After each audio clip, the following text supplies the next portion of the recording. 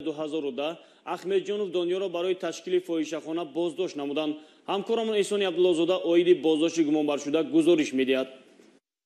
تشکیل و نگهداشت فاحشه‌خانه گرچند موافق قانونگذاری کشور جنایت است، ولی متاسفانه نفران علاهیده برای به دست آوردن درآمد مفت به چنین کردار دست میزنند و با این عملشان در برابر جلب جوان دختران به کردارهای ضد اخلاقی به شأن و شرف ملت تاجیک که فرهنگ و تمدن عالمشمول دارد داغ میآورند. کارمندان شعبه چهارمی ریاست کافتگاه جنایتی وزارت کارهای داخلی ضمن به راه ماندن کارکردهای اپراتیو جستجویی دیرکتور جمعیتی دارای مسئولیتش محدود المیره 2010 شهروند احمدجانوف دانیار بافایویچ سال تولد 1964 ساکن شهر دوشنبه را با گمان دست داشتن در تشکیل فاحشه‌خانه و جلب جوان دختران برای فعالیت در آن دستگیر نمودند.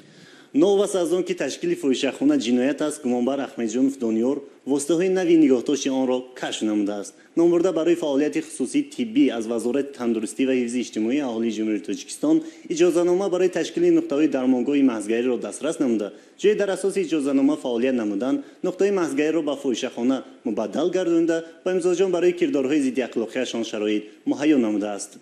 نقطه‌های محضگری زیبا، صدبرگ، الیسا، نادژدا که در حدود شهر دوشنبه واقع‌اند به گمانبر منسوب بوده. در آن شهروندان آتابک و مونیسا، دولتشوی و فریدا، خبیر و شکرانه، والنتینا گنادیونا، نیکیتینا نادژدا و دیگران به حیث محضگر به حجت رسمی تخصصی فعالیت می‌نمایند. از روی نشاندادی محضگرانی که در نقطه‌های مذکور فعالیت می‌برند، احمدجانوف دانیار زمانی به کار قبول نمودن به آنها سپارش داده است که همه طلبات مزاجان را قانع نمایند، حتی طلبات شهانی آنها را نیز. دو نفر جوان در آمدن، یکیشان را با اجرای دست نفس شهانیشان را اجرا کردن و یکی دیگرش به من معقول شد، هم خوبه شدن. هر یک محضگر هفته 1000 تا 1200 سومانی میباید به صاحب نقطه‌های محضگری یعنی دانیار احمدجانوف پرداخت می‌نمودند. общерасставляющий массаж медонст گفتگی داد که مقصد общерасставляющий массаж خانه که نفس شوانی داماد خانه گفته باشه مونه کجا میدونم خیلی چیزا را شما نخ در سالن تو نخ دارین یگان نخ نما دارین برای نداریم. این نرخ‌هایی که شما میمونین 130 سومون 100 سومون خودش دنیا خودش گفتگیه و دانیار چند میده؟ دانیار دا دیوانم قبل هر هفته روز شنبه دینیم هزار سومون از حسابی که کلینتور общерасставляющий массаж یعنی که با واسطه دست نفس شوانشون خونه میکنین دانیار دا پول میتین 50 میتین دانیار میدونه که شما انقلی خود میکنین میدونه دبرو دادگی میدونه اویدی حالت مذکور علامت‌های ترکیب جنایتی ماده 239 کدکس جنایتی جمهوری تاجیکستان یعنی تشکیل یا نگهداشت فاحشه‌خانه جای داشتن نسبت گمانبر دانیار احمدجانوف پرونده جنایتی آغاز گردیده در پیشبرد تفتیشات قرار دارد. نسبت محضگران باشد پروتکل‌های مأموری ترتیب داده شده برای جریمه بندی به سود ارسال کرده شد. ادامه برنامه اخباری وزارت کارهای داخلی یک نفر شهروند جمهوری قرقیزستان از جانب کارمندان شعبه مبارزه بر ضد جنایت‌های متشکل وزارت کارهای داخلی در ولایت سوخ با اسعار قلبکی دستگیر گردید. کارمندان شعبه منطقوی مبارزه ضد جنایت‌های متشکل وزارت کارهای داخلی در ولایت سوخت در نتیجه چاره‌بینی‌های با ثمر اپراتیوی حالت جنایی مربوط به پول و کاغذهای قیمتناک قلبکی را آشکار ساختند. پول‌های ساخته‌کاری شده واحدی پولی ایالات متحده آمریکا بوده. حرکت‌های با معاملات برآوردن آن از جانب شهروند جمهوری قرقیزستان غیبуллоев سیدулло نشانبویویچ سال تولدش 1979 استقامت کننده ناحیه قدمجوی ولایت بادکن ملتش تاجیک صادر شده است. 80 عدد کپیورهای صنعی از او در حدود شهر اصفهان مصادره شده است که پیدایش آن از جمهوری قرقیزستان سرچشمه گرفته. مقصد وارد نمودن به تاجیکستان این با معاملات برآوردن است. این همین پول آورده تاجیکستان به 3600 دلار فروخته. منتقش رفته صاحب منبع داده پول داده آدم رفت داده منتقی منبع 300 دلار فایده میشد.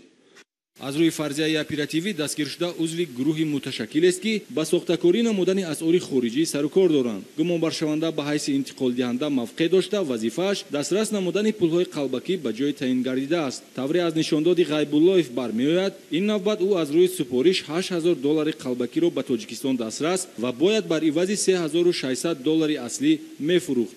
اگر گردش این پول‌های قلبکی آشکار نمی‌گردید با دست هر کسی که می‌رسید از خود ضرری مادی باقی می‌گذاشت.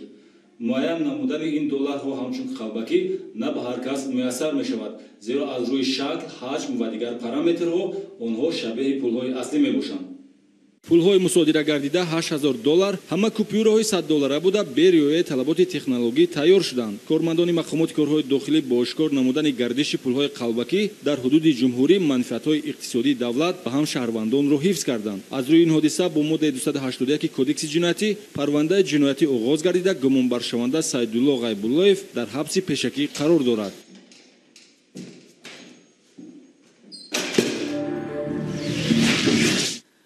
қаллобӣ яке аз шаклҳои ҷиноятест ки аз ҷониби ашхоси алоҳида бо тарзу усулҳои гуногун содир карда мешавад.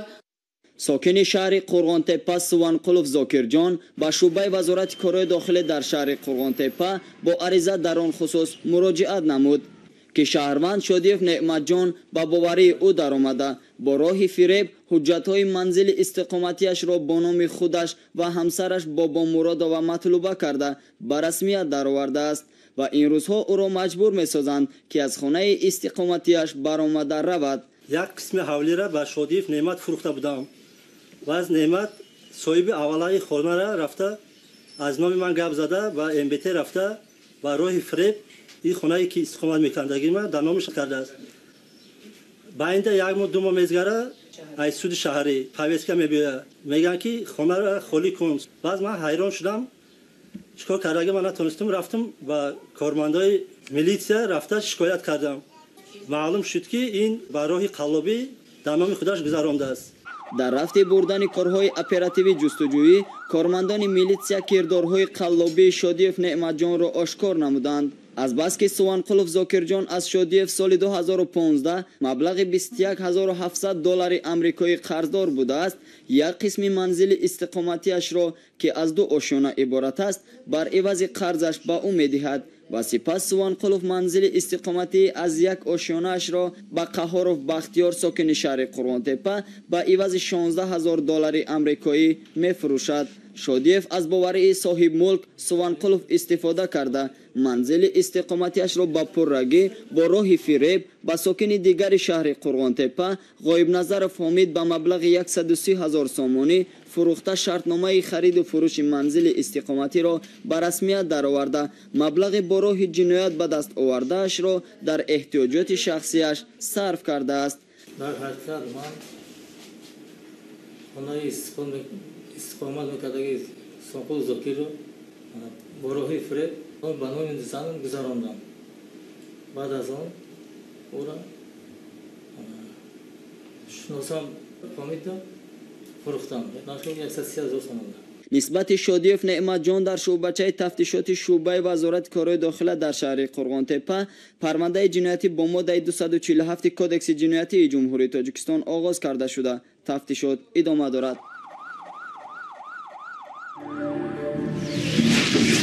даст ба ҷиноят задани занон аз кирдори нангин ва амали ҷинояткорона ба ҳисоб рафта мутаассифона вақтҳои охир ба ҷиноят даст задани занҳо бештар ба назар мерасад. ҳамкоронамо оиди чапдастии як нафар зан дар ноҳияи Лахш гузориш омода намуданд. вақтҳои охир даст задани занон ба ҷиноят бештар ба назар мерасад ки ин боиси таассуф ва нигаронии аҳли ҷомеа гаштааст. зеро зан офарандаи ҳаёт, тарбиятгари наслҳо ва чун шахси мушфиқу меҳрубон дар ҷомеа шинохта шуда вазифаи ҷонию тарбияи фарзандон дар роҳи рост ва покдилию поквиҷдонист. вале замоне ки худи зан модар ба кирдорҳои ҷинояткорона ки шаъну шарафи ӯро паст менамояд даст мезанад, пас фарзанде ки дар тарбияи ӯ қарор дорад аз ӯ чӣ меомӯзад? шаҳрванд Рухшона Аббосова соли таваллудаш 1996 сокини деҳаи Пилдони ноҳияи Лахш, оиладор, соҳиби як фарзанд, номбурда аз ҷониби кормандони шӯъбаи вазорати корҳои дохилии ноҳияи мазкур барои содир кардани ҷинояти дуздӣ боздошт гардид. гумонбаршуда шаби 25 июли соли равон ба манзили истиқоматии Ҳомидова Ойнисо ки дар деҳаи номбурда воқеъ аст ва бо Рухшона Аббосова муносибати хешутаборӣ дорад, шабона ва ғайриқонунӣ ворид гарда аз дохили сандуқ 13700 сомонӣ маблағи пулиро тасарруф намудааст. маблағҳои мазкур захираи чандинсолаи Ҳомидова Ойнисо мебошад ки барои таъмини рӯзгор ҷамъоварӣ гардида буд. хушбахтона кормандони милитсия гумонбарро дастгир намуда далелҳои шаъӣ яъне маблағи 13700 сомонӣ тасарруфнамудаи гумонбаршударо дарёфту мусодира намуданд. нисбати ин қазия парвандаи ҷиноятӣ оғоз гарда корҳои тафтишотӣ идома дорад. бинандаҳои азиз, дар поёни намоиш ба шумо хушрӯзу сарбаландӣ ва саодати рӯзгорро тамоно намуда хоҳони суботу оромӣ ва тинҷиву осоиштагӣ дар кишвар ҳастем. хайр то барномаҳои дигар сарбаланд бимонед.